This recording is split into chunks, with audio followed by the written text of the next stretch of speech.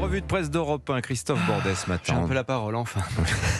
Vous avez pour 5 minutes, monopole. On apprend ce matin les coulisses de l'élimination du guide suprême iranien ce week-end. Ouais, et c'est une sacrée histoire que nous raconte le Financial Times, c'est pas du cinéma. Le journal britannique vient de publier l'incroyable scénario qui a permis aux services secrets israéliens et américains d'éliminer l'ayatollah Khamenei et 40 hauts gradés du régime d'un coup d'un seul, alors qu'ils étaient réunis dans le même bâtiment. 9h40 à Téhéran, nous sommes samedi dernier. Un déluge de bombes s'abat sur le quartier Pasteur de la capitale iranienne. Une minute seulement en plein jour pour tuer le chef d'un pays de 90 millions d'habitants et pour faire basculer une région tout entière dans la guerre. Le fruit d'années de préparation. Le Financial Times raconte qu'Israël avait piraté les caméras de Téhéran pour surveiller la vie quotidienne de figures politiques iraniennes en amont de l'opération. Selon le journal, les services de renseignement israéliens ont découvert le mode de vie de Khamenei et de son personnel de sécurité, notamment leurs itinéraires, leurs heures d'activité, leur identité, évidemment aussi l'identité des hauts responsables qui accompagnaient habituellement le défunt dirigeant iranien. Lorsque la trentaine de missiles a été envoyée sur le lieu de la réunion, les antennes relais de téléphonie mobile étaient neutralisées, empêchant ainsi le personnel de sécurité de recevoir les alertes. Selon les informations du journal britannique, ce sont des missiles Sparrow qui ont été utilisés dans cette attaque. Sparrow, missile de fabrication américaine à guidage radar. Enfin, et ça c'est absolument incroyable, il n'a fallu que 15 minutes entre le go, le lancement de l'opération, et l'impact. Pourtant, Christophe Bordet, le régime iranien tient toujours. Effectivement, et c'est d'ailleurs la une du Parisien, aujourd'hui en France ce matin, qui insiste sur un homme, un haut gradé iranien qui pourrait être un agent du Mossad, figurez-vous. Ismaël Kahani, c'est son nom.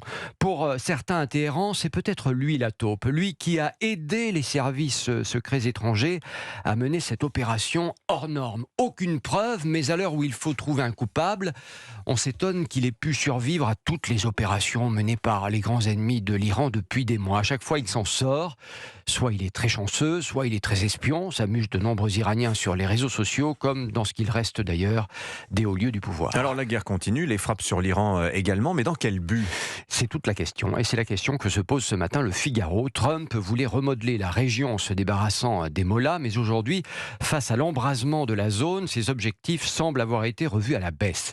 Écarter ces fous furieux fanatiques, ce n'est déjà pas si mal. Pas question de s'embourber dans une guerre sans fin. Plus question de venir complètement à bout du programme nucléaire ou de détruire totalement les instruments de répression du régime. L'éditorialiste du Figaro, Patrick Saint-Paul, pose cette question. Et le peuple iranien dans tout ça, osera-t-il encore descendre dans les rues pour demander un véritable changement de pouvoir ?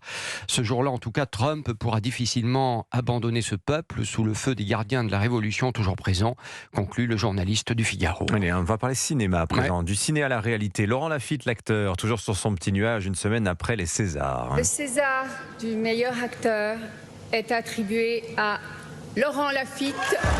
Eh oui, Laurent Lafitte, César du meilleur acteur pour son rôle dans le film La femme la plus riche du monde, s'exprime à cœur ouvert ce matin dans le Parisien aujourd'hui en France. Et c'est vrai qu'il est content. D'ailleurs, il le dit, car ce César, il ne l'espérait pas, ou plus, mais il en rêvait après l'avoir vu entre les mains de tant de stars qu'il admire, comme Adjani, Belmondo, De Funès. Il avoue également qu'il n'avait pas écrit quoi que ce soit pour remercier le jury et qu'il a donc décidé de remercier tout simplement, si je puis dire, la France pour tout ce qu'elle lui a apporté dans son parcours professionnel.